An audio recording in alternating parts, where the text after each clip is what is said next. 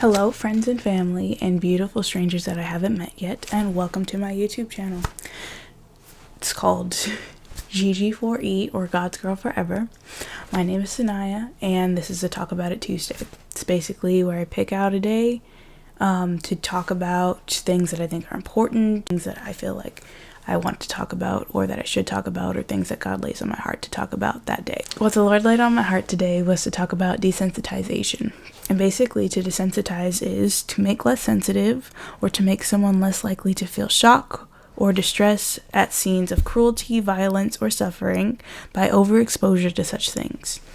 And he brought this to my attention today when I was humming a song at work.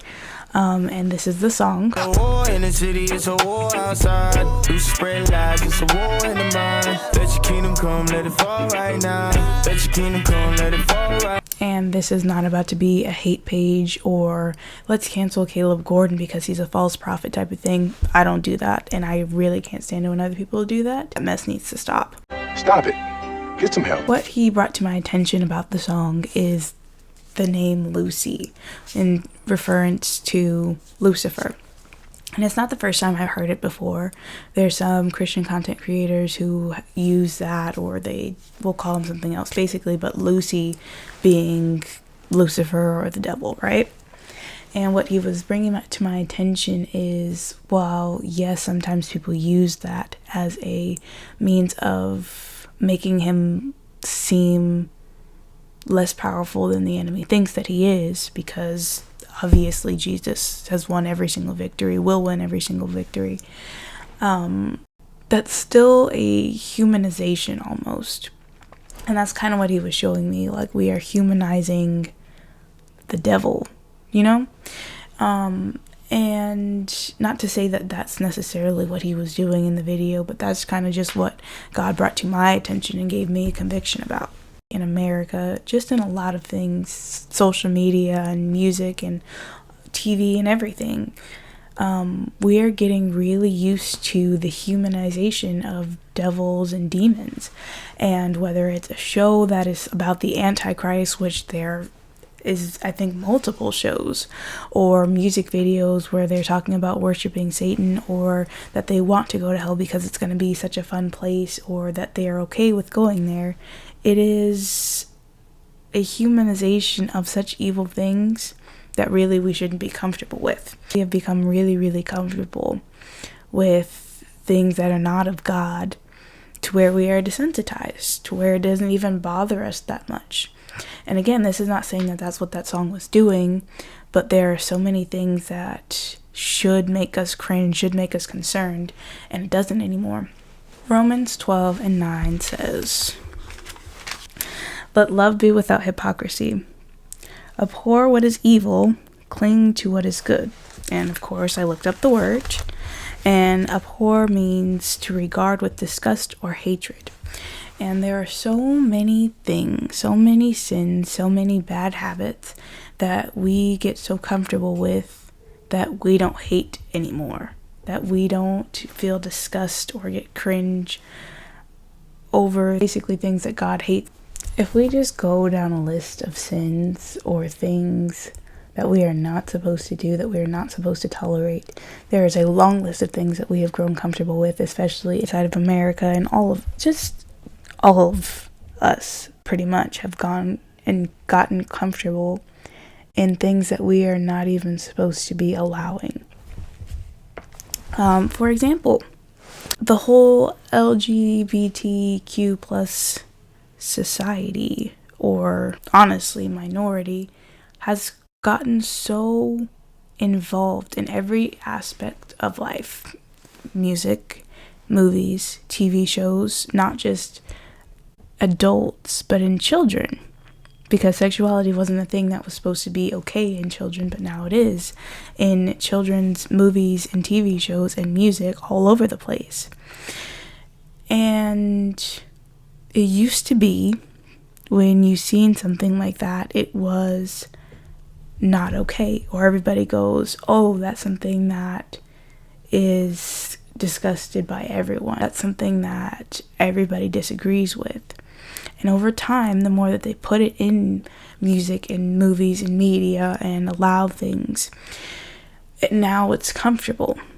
And I'm just speaking towards Christians, because Christians watch all types of movies, all types of things, and that's in movies and all types of things, all sorts of agendas concerning transgender, concerning homosexuality and all of that. How often, though, is it that we will turn something off because of that now, or stop watching or skip over? I find that the longer that it's been a thing, the more I seem to tolerate it, the more my family has seemed to tolerate it. Like, instead of it being something that we were so appalled by, something that was aggravating to our souls, now it is just something that we brush off because it's normal now. Sex scenes in general are something that I feel are so normalized, and not just in movies but in books. We're so comfortable with these things, and I wonder how many Christians, because even inside of the Christian books and everything like that, there are so many sensual things that are always not necessarily necessary, but we're so comfortable with it. It's not something that bad to us anymore. You ship a couple or something like that inside of a TV show or a movie, are you really thinking about why are they doing this before marriage? Because honestly, that's not even something that we tend to think about anymore. And these things, cussing or smoking and all this kind of stuff, things that used to be so terrible are now okay, and we're allowing it. As Christians, as humans, these things that are so bad for us have just become normalized, and that's just the standard that we hold. So no wonder that unbelievers and people who are doing what they're supposed to do as sinners have a hard time believing Christians and call us hypocrites, because we don't really look that much different when we watch the same things and tolerate the same things and allow our kids to watch and use and play with the same things. There's so much that kids are allowed to watch nowadays. There's so much that they talk about. And I've spent a lot of time with kids. But kids are talking about how their games now are talking about having babies. Their Barbie toys and playing, their imaginations are about having babies, and somebody slept with who, and somebody was cheating on somebody else. When we were younger, we were afraid to say the word kiss, and not to be strict, but there was a boundary there. We couldn't hear every single curse word all the time, and we weren't allowed to watch things that had all of the cuss words in it. But there's kids that sit and watch rated R movies and have no problems. I'm so grateful to my parents, because at least when we did watch movies, like Marvel movies, and there would be a cuss word, automatically they would be like, hey, that's not a good word. Or this scene is about to come up, so cover your eyes. But where are those boundaries now? Kids are able to watch and do anything on their own phones, and we don't even really care to think about what's going into their minds. So when these things come up in real life, what do you expect them to do? Be uncomfortable with something that they've done their entire life, something that they've watched, something that they have seen people do their entire lives? This should not be the standard. We are to be like Christ in everything that we do. So when it comes to that one certain sin, when it comes to that one certain thing or movie or TV show or book, when it comes to those things, do those sins, do those habits, do those small things like lying, small little white lies to get out of something, or to stop somebody from talking to you, to try and spare their feelings, do those things hurt you like they hurt God? It says that God detests lying lips, that homosexuality is an abomination to him, that were bought with a price, his son, and yet there's still some people who smoke and drink and all these things. Drinking and smoking are not biblically written down as sins, but if we're supposed to do things to take care of this body that doesn't belong to us, if we're not supposed to get drunk with wine but drunk in the spirit, then kind of begs to differ just a little bit. says all things we can do, but not everything is beneficial to us. But when he watches these things, I'm sure he's hurt. He is a holy God and wants nothing to do with anything close to sin, anything close to the enemy and his ways. And yet, we do things all the time and feel no ways, feel no difference. Can the people around you tell that you're different? See that you don't want to gossip? Do they notice that you sit while everybody else is talking about foolish things, cruel things? Or do you get up and leave and they notice those things? Because we're supposed to be representatives of Christ. We're supposed to be showing these things. Are we? Do your kids have boundaries to the sensitivities of God? These are things that we really need to be thinking about. We're supposed to acknowledge him in all ways. And it's not just sins that we get comfortable with. It's even things that we're supposed to do, but we allow ourselves to do them halfway. Like fasting. There's a lot of people that go around all the time and don't fast. I used to be one of them. Only fasting when the church was fasting. Only fasting when somebody asked me to or somebody told me to. Not out of my own love and appreciation for the God that I serve. I grew up fasting, so the older I got, but it came to my own relationship with God, it was easy to not eat because I'd done it before for years. When it came to putting down my phone, that was something that I didn't care. I didn't mind because fasting was supposed to be about food, right? And so I became comfortable for years not giving my time to God, even when I was fasting, because I was giving him my food. When I got comfortable with that, though, God really had to show me how to break those things. The things that we have gotten so used to because we don't hold the same standards that the Old Testament did. Even that the New Testament did. But modernization does not mean neglecting all of the laws that were there, neglecting all of the habits, all of the principles that were there. In all our ways, we're supposed to acknowledge him. How often do you actually get on your knees and pray? I've been reading the Screw Tape Letters from C.S. Lewis, and one of the things that really stuck with me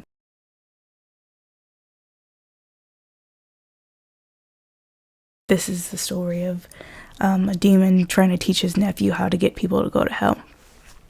And one of the things that he taught him was, he said, you don't have to completely alleviate prayer, and I'm paraphrasing, but he said, but get them to be careless about it. Get them to do it spontaneously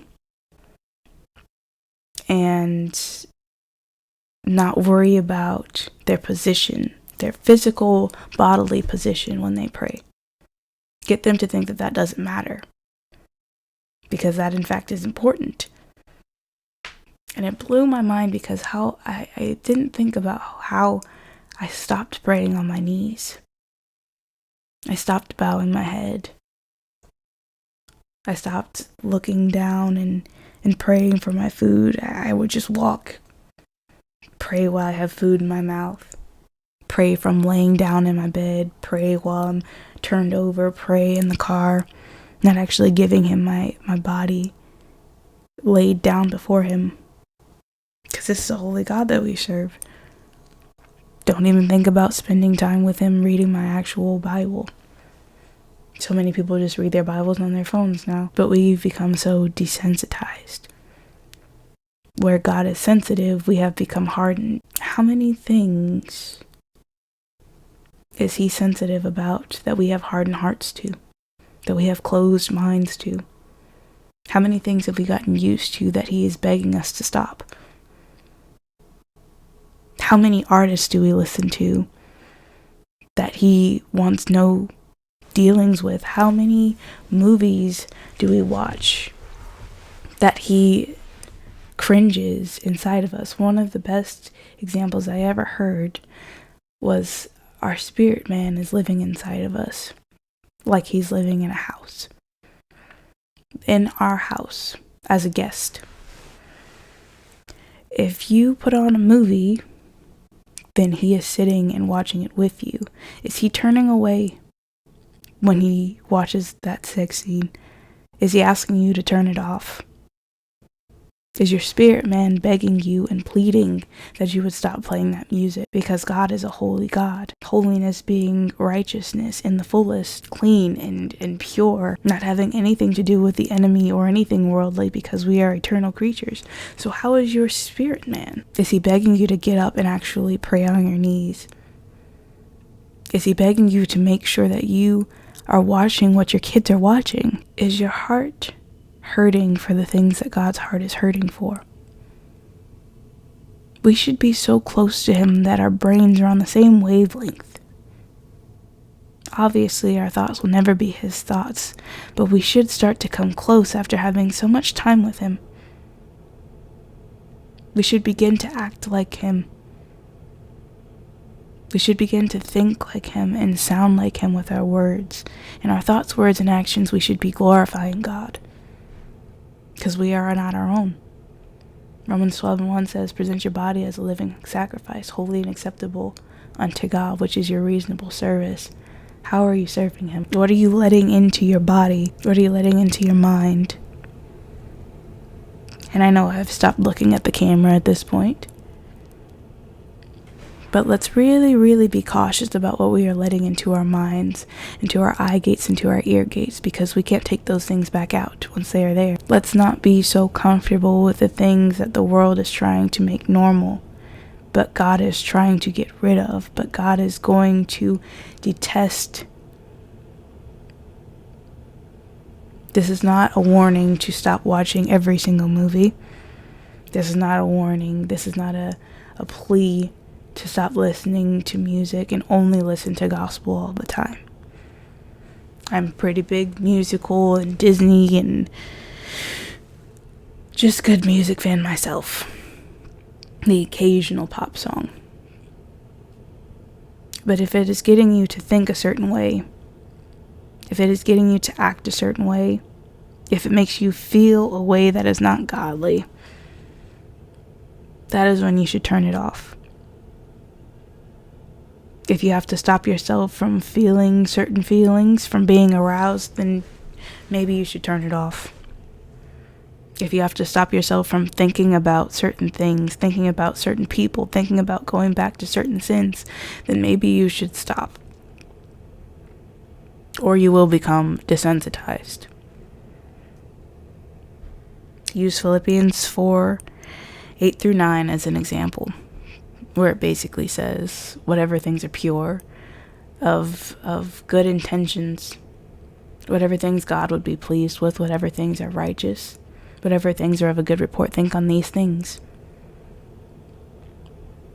Use that as an example on how to filter what is going into your mind, what is going into your body, what is going into your spirit.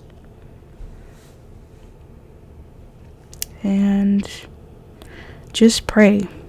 Ask the Lord to soften your heart, to open your mind, to hear what he has to say. Be open to conviction and correction, because that's necessary for growth. Don't beat yourself up if there are things that you have to work on, but trust in God's love and forgiveness and move on. Move forward. Withdrawals are going to be there, but if it makes you go to heaven in the long run, I think it's worth it. So let's get a little more sensitive to the things of God.